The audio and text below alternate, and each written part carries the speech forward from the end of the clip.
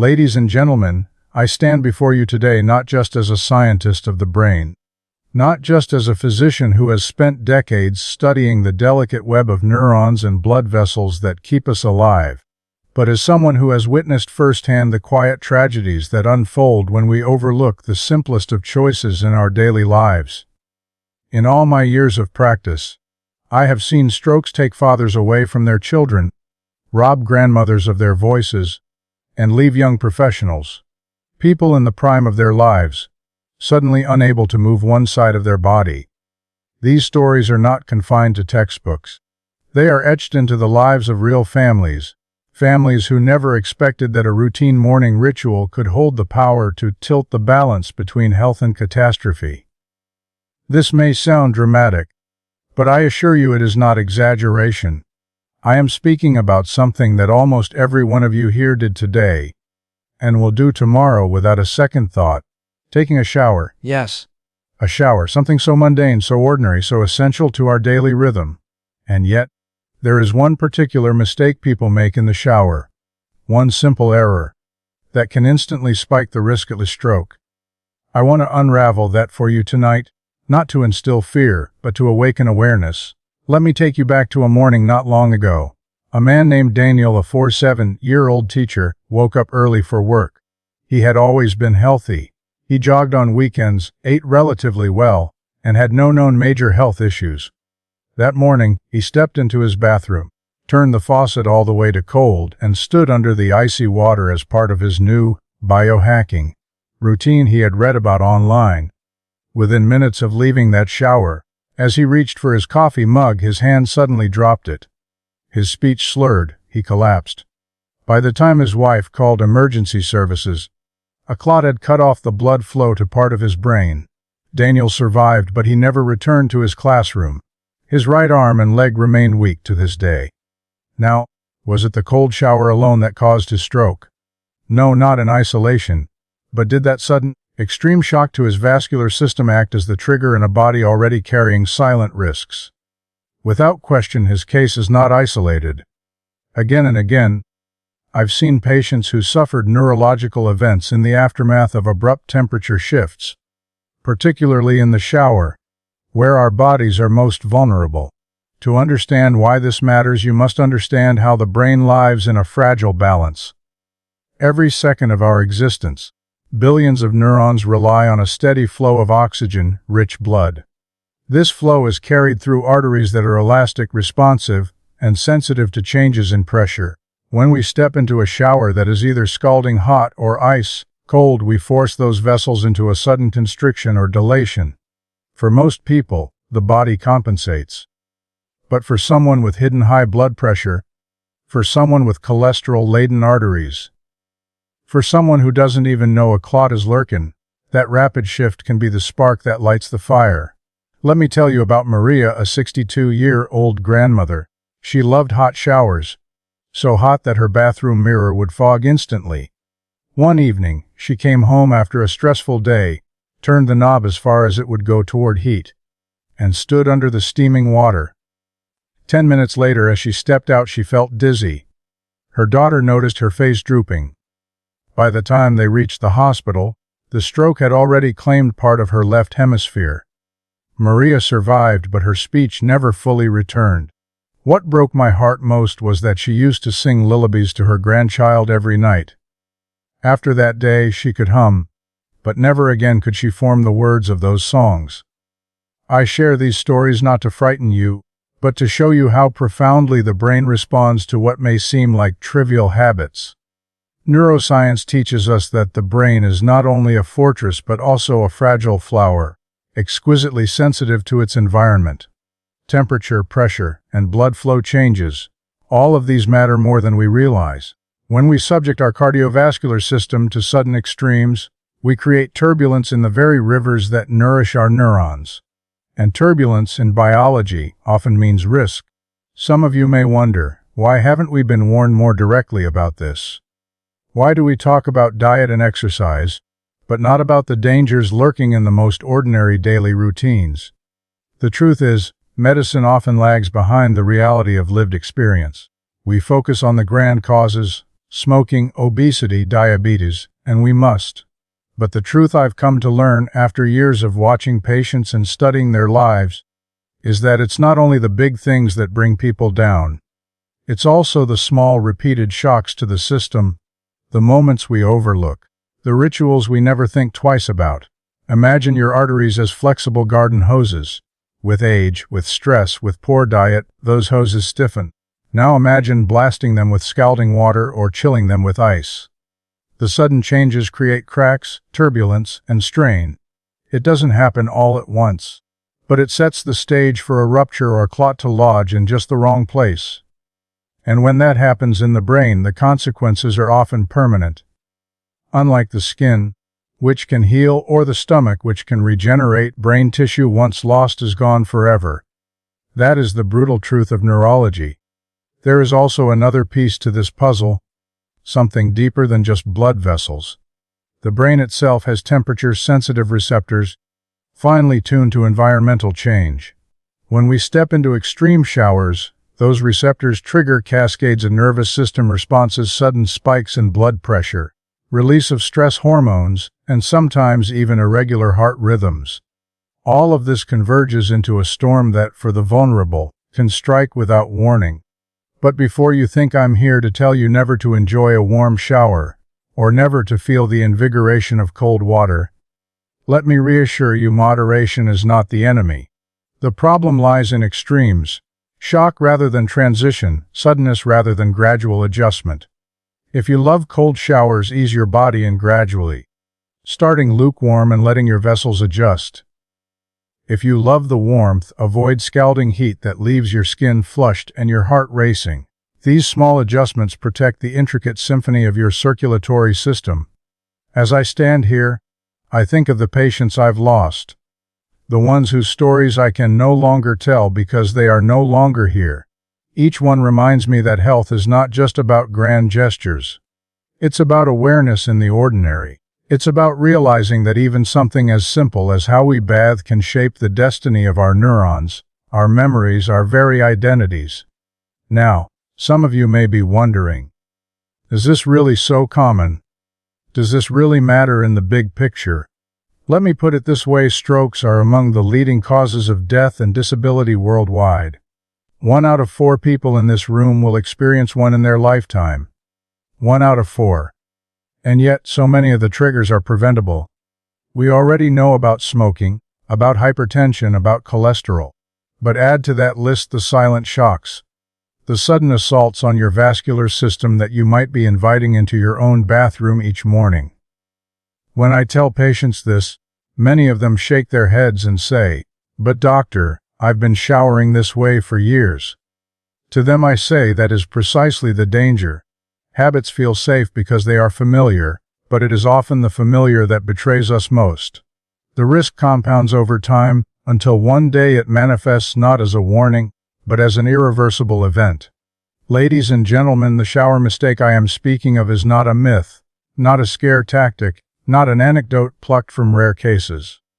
It is the lived reality of countless people whose names I have recorded in medical charts, whose families I have had to sit with in waiting rooms, explaining why someone who looked perfectly healthy yesterday cannot walk or speak today. That is why I am alarmed. That is why I cannot stand silent while we continue to overlook it. And so I say to you tonight, awareness is the first step, but action must follow. Tomorrow morning, when you step into your shower, pause. Think about the brain that has carried you through every moment of your life. The brain that holds your memories, your creativity, your love. Protect it not just by grand efforts at the gym or by elaborate diets, but by the small, daily choices that seem insignificant until they aren't. Because in the end, it is not the rare and exotic dangers that most often strike us down. It is the ordinary, the familiar, the overlooked. It is the water running from our own faucets. Ladies and gentlemen, let us go deeper. Because behind every story of a stroke triggered by that one mistake in the shower, there are layers of science that reveal just how delicate the brain's survival truly is. Picture, for a moment, the arteries in your neck. The carotid arteries. They are like lifelines, carrying oxygenated blood from the heart straight into the brain. They run alongside nerves that control your breathing and your heartbeat. Now, when you suddenly drench your body in freezing water, these arteries constrict. Blood pressure spikes. The heart races. In most people, this storm passes. But if there is even a hint of plaque in those vessels, cholesterol buildup, tiny clots forming on roughened arterial walls, that sudden constriction can dislodge debris and send it shooting into the brain. It only takes a fragment smaller than a grain of rice to block the delicate blood vessels feeding millions of neurons. And then, in the blink of an eye, the symphony of life is interrupted. This is not a rare accident. It is a known, documented physiological chain reaction. In neurology, we call these triggers. They do not create disease out of nothing. Rather, they flip the switch in a system already under pressure. Think of it like a match being struck near a pile of dry wood. The wood, the risk factors, may have been sitting there for years, quiet and unnoticed. But one spark, one sudden stressor is all it takes for the fire to spread. I remember a patient named Ibrahim, a businessman in his early 50s. He was a proud man, the kind who pushed through headaches and fatigue without complaint. One winter morning, he decided to prove his resilience by standing under icy water to toughen up. Moments later, he felt a pounding in his head and collapsed to the bathroom floor. His wife heard the thud and rushed in. By the time paramedics arrived, his brain scan showed a major bleed, a hemorrhagic stroke triggered by a surge in blood pressure that his weakened vessel walls could not withstand. He lived, but his personality changed. The man who once closed business deals with charisma and confidence could barely recall his own address. His life, and his family's life, were forever altered because of a simple act he thought was harmless. The human brain, my friends, is extraordinary.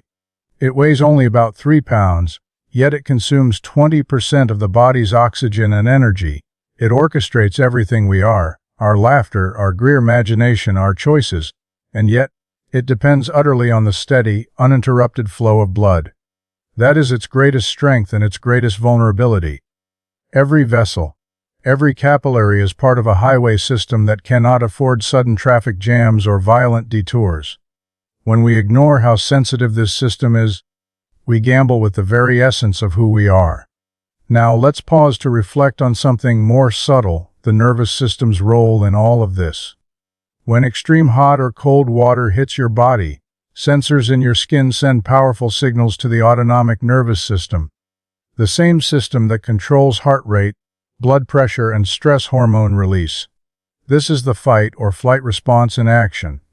Your body reacts as though it is under attack. For some, this stress response provides a temporary feeling of invigoration.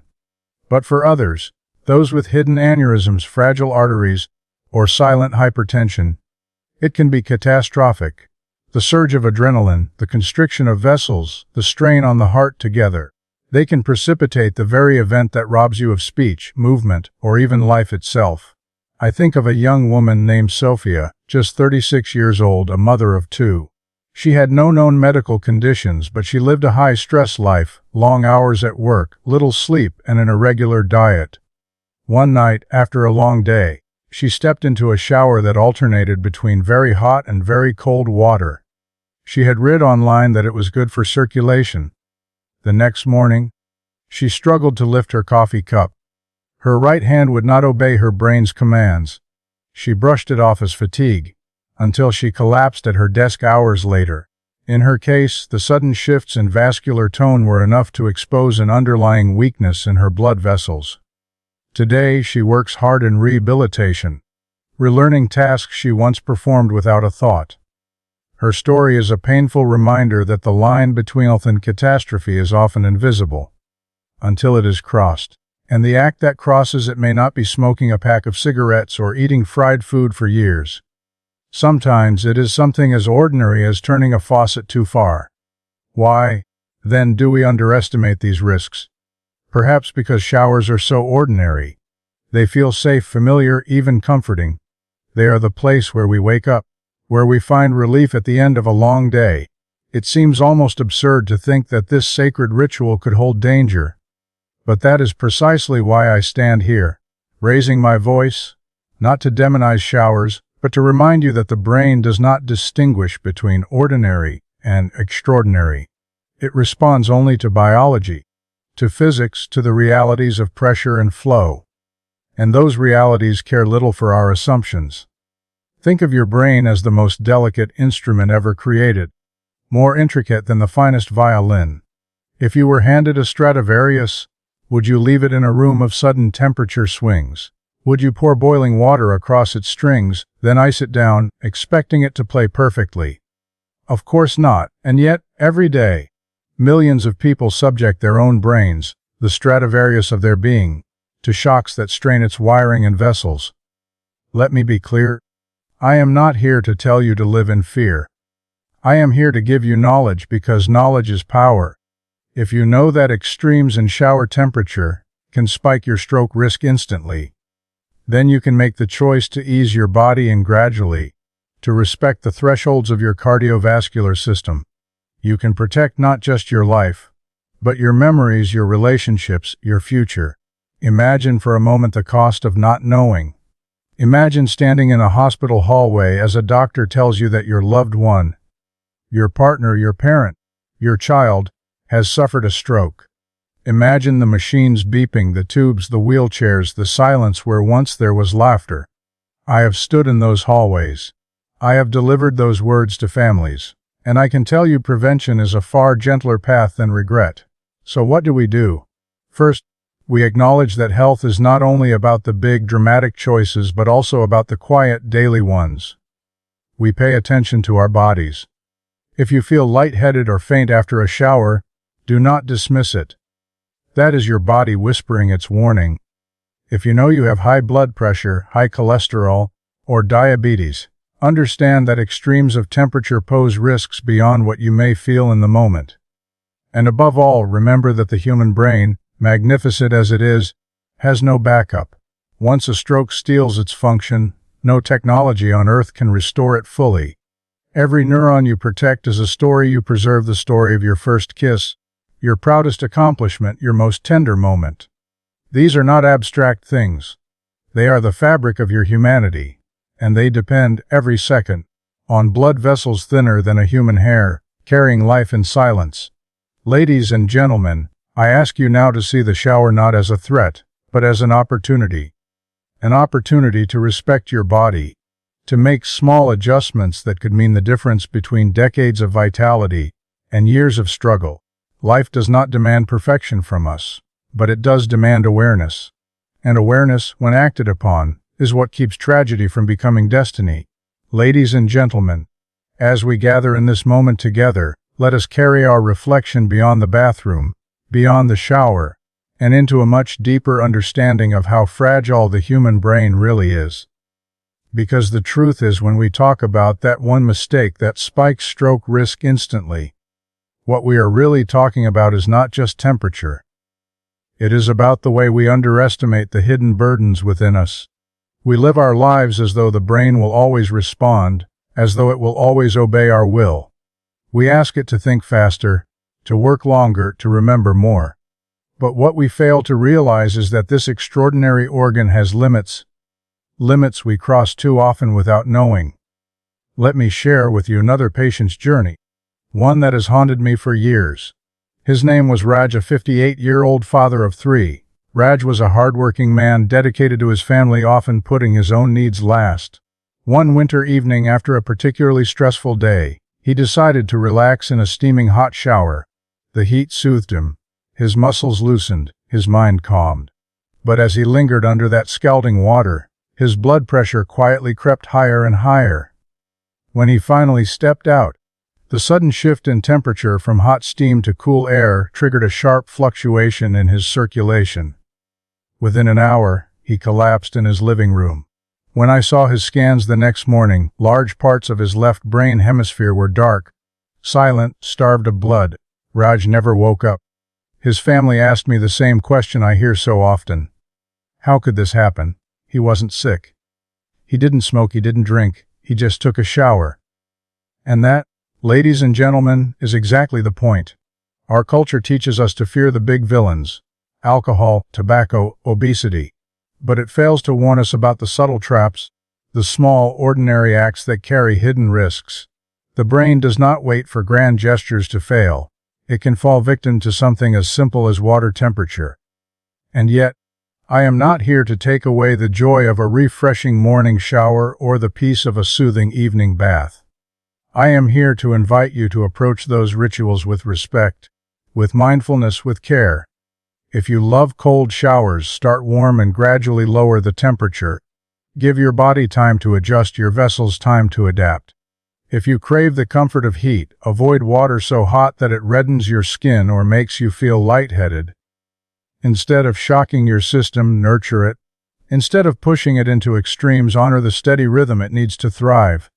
You see, the story of stroke prevention is not only about avoiding catastrophe, it is about protecting possibility. Every patient I have treated for stroke has reminded me that what we truly lose in those moments is not just physical function, but dreams. A mother loses the ability to hug her child with both arms. A teacher loses the ability to write on a chalkboard. A musician loses the dexterity to play. A lover loses the ability to whisper the words, "I love you." Strokes do not just destroy neurons, they rob futures. And yet there is hope. The beauty of neuroscience is that it teaches us how adaptable the brain can be. Yes, damage is often permanent, but prevention is powerful. Every moment you choose to protect your arteries, you are writing a different future. Every time you choose moderation over extremes, you reduce the chance that your story will be rewritten by illness. I recall a patient named Elena, a retired nurse. After surviving a minor stroke, she came to me determined not to let it happen again. She changed her shower routine. No more scalding heat, no more sudden icy blasts. She learned to listen to her body, to move with awareness. She lowered her blood pressure, changed her diet, walked every morning. 10 years later, she is still thriving, still gardening, still reading to her grandchildren. When I see her, I am reminded that prevention is not about giving things up. It is about gaining life. And so I ask you, what will you do with this knowledge? Will you continue to treat your brain as though it can withstand anything? Or will you begin to see it as the treasure it truly is? Because when we shift our perspective, even the simplest act, like adjusting the faucet, becomes an act of love. Love for yourself. Love for the people who depend on you. Love for the life you still want to live fully. I want you to remember something tonight, something I hope echoes in your mind tomorrow morning as the water runs down your back. The brain is the keeper of your humanity. It holds every smile you've shared, every lesson you've learned, every story you've ever told. It is the vault of your soul. Protecting it is not about fear. It is about reverence. It is about saying, "This is who I am, and I will not risk losing it for a moment's shock or a habit unchecked." So tomorrow, when you reach for that faucet, pause. Breathe, make a conscious choice. Because in that small act, you are not just adjusting water. You are safeguarding your memories, your laughter, your future. You are honoring the miracle that is your brain. And if there is one thing I want to leave with you tonight, it is this: your brain deserves your respect.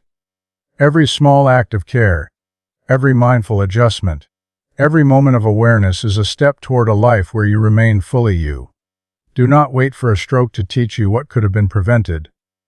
Learn it now. Live it now. Protect it now.